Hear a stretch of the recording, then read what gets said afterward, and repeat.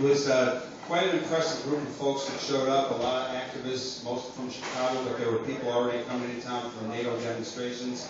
And one of the things that I heard... It was a special night. It was a very special night. Thank One you, ongoing line of wonderful events here at the Heartland, and it was pretty thrilling to have all these folks coming in. Although I didn't get to focus on your talk as much, I was dealing with people coming in, wanting to get their food, finding a seat, and What happens in a restaurant, I bet a lot of people.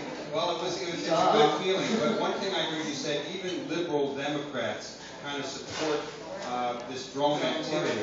And, you know, in the old days, us young radicals didn't like the liberals. Now, kind of, okay, we're liberals, I guess, because the terminology has shifted. But when you said that, it really especially occurred to when me. it became a bad word.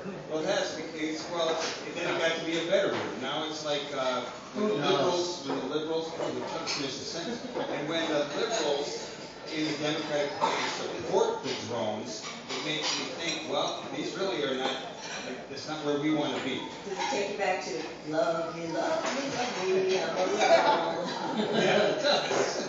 So what's the story on that? I mean, these people would probably in a poll be opposed to the war, but they're okay with messing with the so-called threat using technology. Well, the most amazing thing to me in that poll that was asking the American people, is it okay to use drone strikes against terrorist suspects? So it's not that somebody found, okay, Michael, you know, you're a terrorist, we got all this dossier on you, and we took it to a judge or a court, and somebody said, yeah, you know, that guy's a killer. This is a terrorist suspect. And majority of liberal Democrats said, yeah, go ahead, drop those missiles on a terrorist suspect.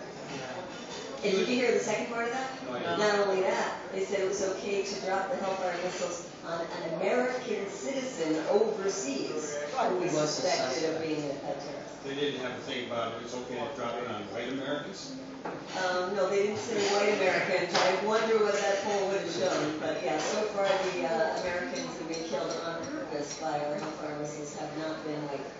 Can you give us a little synopsis of how advanced and how rapidly this drone technology had advanced and what's the scope of it, including how it's used here at home? We've already heard today from Gordon Thompson about its use in London coming up based on Dave Zirin's article. Well, supposedly there's one overhead right now as we speak, and I see a little one right out the window. If you look out there, actually, because they can be as tiny as insects.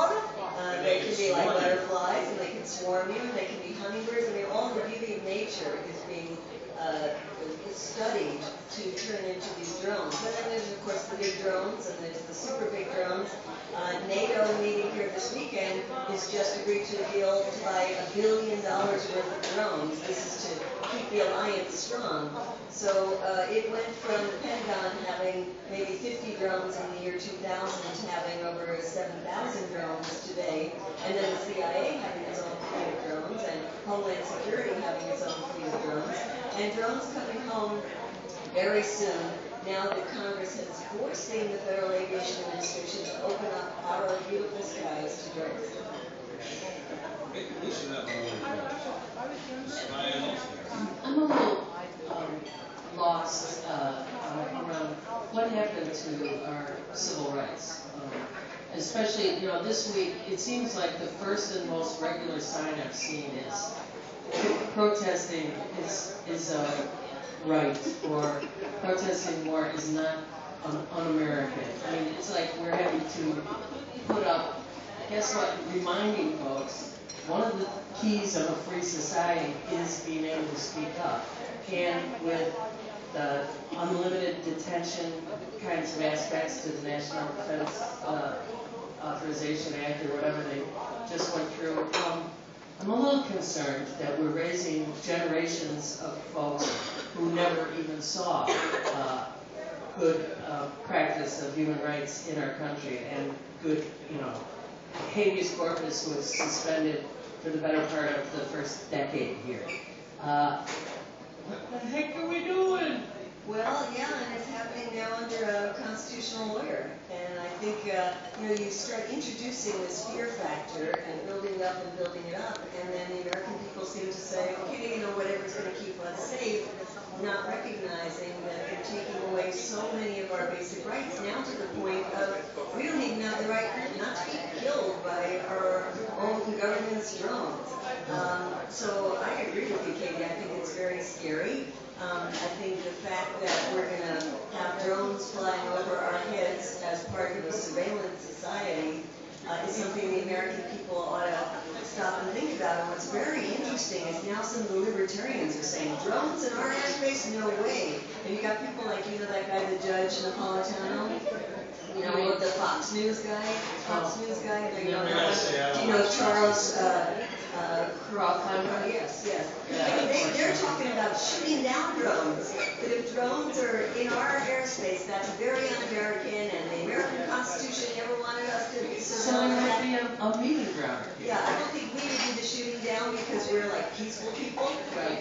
Maybe they would do the shooting down. We'll go complain about it, and we'll try to change the regulations. But I think it is a time when libertarians and left and right can come together and say, let's stop this from happening in our airspace. Now, wouldn't it be nice if they would also join us in saying, stop killing people overseas with our drones without any kind of due process? Let me ask you this. This is, I'm going to go on the limb here, maybe. I do like the president in many fronts. There's some things I'm critical of. He sat on the stage. We had him on the radio show. We had a little rally here. You referred to the constitutional lawyer who is under him. We do have these drones. And I'm just wondering, given that there are many people who listen to the show and people we know who are pretty critical of Obama, it's not clear whether they'll vote for him, though I think many will. Where are you at on how people should vote down the line? Is that something that you pay attention to? Well, I don't tell people how to vote. I know what I'm going to do, and I would not vote for Barack Obama this time around. But I certainly would tell other people how to vote. I think more important than voting because we don't have much of a choice. I mean, let's face it. I don't think a lot of people listening to your show probably want Mitt Romney. And, you know, you don't have much of a choice there. But what we do have a choice is what kind of movement we're going to build. And I think it's just about time that we recognize that if we want to have any strength as a social justice movement, we better keep it separate from political parties. So independent movement can push no matter who is in president to be a better president. Right. Well, you got support on that one. Yeah, so when you are here in Chicago, what are the events that people should be coming to today? And I hope everybody who's listening to us who is anti-war gets out and puts your body where your thoughts are this weekend. Well, speaking of putting your body on the line, we are trying as CODEPINK to organize one of those aerial images, you know, where you lie down and spell something out. What are we going to spell? Well, we're thinking of making it in the shape of a nice woman's frame with the bust and all, and it says bust up NATO. And people will be doing it lying down, and we're finding a nice grassy area and in a building where we can actually get into, because with this national security state, it's hard to get into some of these buildings to take the photo. Right. But we figured out harder things as CODEPINK, so we'll make that happen. And we hope to have all of your bodies. And when is that happening? And that will happen on Sunday, probably before the march kicks off. From Patillo. And then today there's going to be a great action that is going to be starting at the to save the mental health clinic, and it's going to run on Manuel's house. And it's happening from 10 to noon. And then, of course, the big march on Sunday. Yeah. Medea Benjamin, one of the things I like to ask our guests about is how they got involved, where they come from, a little of the history. What led you to become an activist? Yeah. Well, my story is kind of a simple one. I grew up in a pretty conservative, Long Island, suburban Jewish household. And then the Vietnam War was going on, and I was in high school. My sister's boyfriend was drafted. He was a nice guy before he was drafted, and after a couple of months over in Vietnam, he sent her back an ear of the Viet Cong as a souvenir and said she should wear it around her neck. And that kind of changed my life. So I figured anytime you take a nice boy and he turns into a monster that quickly, something's got to be wrong. And I've been working against wars ever since. Wow. Tell us a little bit about your activities around Afghanistan. Well, we've gone as CODEPINK to Afghanistan many times, and it's important to keep going to countries where we are doing work because we want to talk to people directly and hear what they have to say. Our last trip to Afghanistan, we met many women who said, look, we don't like the Taliban, but having the U.S. occupiers here is never going to make our country stable, because as long as the U.S. occupation is here, there are going to be people who are fighting against the occupiers, and then we're going to be caught up in this endless cycle of violence. We need to solve these problems ourselves. We need to get the U.S. troops out of here, and we need to protect our rights and gain our rights as women. So we join with people like Katy and others who believe that rights have to be won by local people. Now, we can support them in many other ways, but not through the barrel of a gun or not through the Hellfire missile coming down through a drone. And also, as CODEPINK, we've been traveling a lot around different countries as part of the Arab Spring. We were in Egypt during the uprising there. My bodyguard here and I were just deported recently from Bahrain, where we went to support the uprising there, and found that the American manufacturers of tear gas are doing just quite a wonderful business in Bahrain. Anywhere you go, you will get tear gassed. And we got deported for participating in peaceful demonstrations, but that's another example of a country where the Fifth Fleet of the Navy is based there, and the Saudis want to keep Bahrain very close to the Saudi realm, so the U.S. government is turning a blind eye in the case of that uprising. But no matter where we go, we try to support people in their democratic uprisings, whether it's Bahrain or whether it's Egypt or whether it's right here at home. So the feminist aspect to your work, which I love, because it's a word that doesn't get used as much as we'd like. There was a group this week that met. Were you part of the, I forget what it was called, the group that met the day before yesterday? It was the Feminist G8. Right, Feminist G8. Okay. What was that about, and how hopefully blissed out were you to take part in that? Well, this is part of women in the Occupy movement coming together, and we've helped create something called Women Occupy.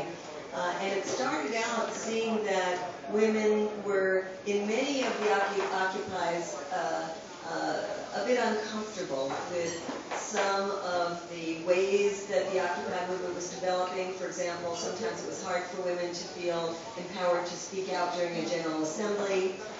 And it got to be the issues around sexual harassment when people were actually sleeping out in the squares. And we realized that women wanted to come together also to be empowered to speak to the media. It turned out that in Wall Street, when they created a group that was going to speak to the media, 8 out of the 10 of them were men.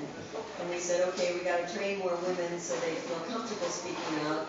And we've been doing that, working with Occupy movements around the country, doing skills training, and empowering a lot of really fantastic women. Well, it's worked. They came together and started to outline not only what were some of the problems and the ways to deal with them, but what were some of the issues on the women's agenda that we wanted to make sure were front and center in the Occupy movement.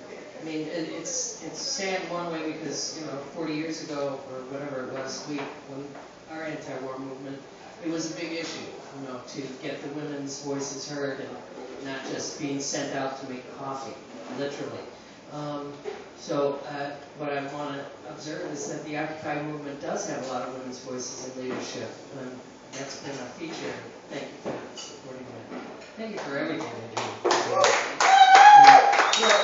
one of the very exciting things I think about Chicago and this NATO summit is that I'm seeing the anti-war movement and the Occupy movement really working together in ways that I haven't seen yet.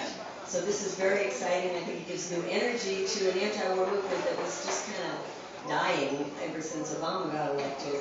And this is giving us some new energy, and it's putting together these issues, whether it's the nurses' issues of saying, stop the money being stolen from us for warfare instead of using it for people's health care, or all of the other ways that in these days we're bringing together the issues of we need money for people's needs, whether it's in Afghanistan or here at home.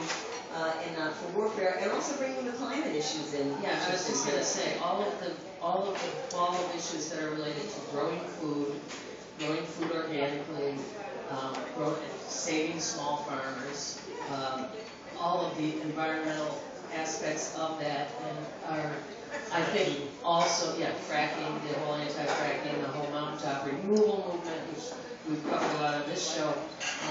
This is a unique moment for U.S. citizens to pull it together.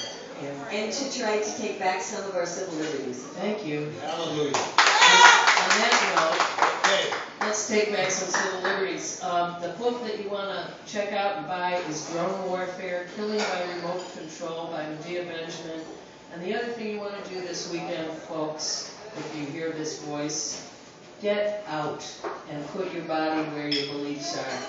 Because no amount of coverage of the security measures should scare us away from our duty as citizens of the world to speak up and to be powerful citizens of the world. Because you're out there, you got it. Exercise it.